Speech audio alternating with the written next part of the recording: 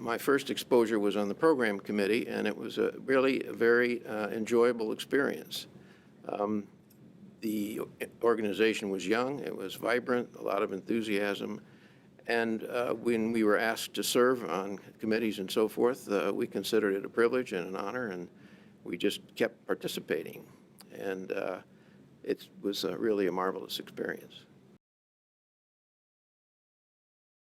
Well, being involved in the activities of the STS on the committees and then subsequently in leadership positions gave you marvelous exposure to a number of extraordinary individuals, not only those who were in our specialty in the United States, but the interaction that the Society has had with other organizations around the world gave us the opportunity to meet other surgeons from other countries, to participate in some of their activities, professional activities.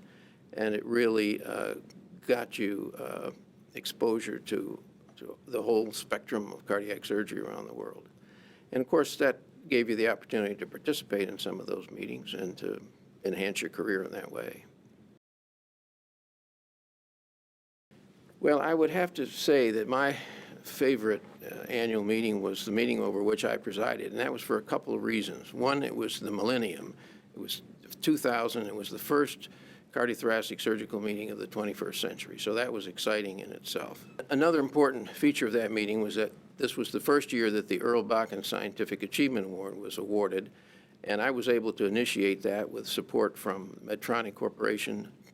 Dr. Thomas Ferguson was also instrumental in obtaining this support, and that's been a real important part of our organization subsequently.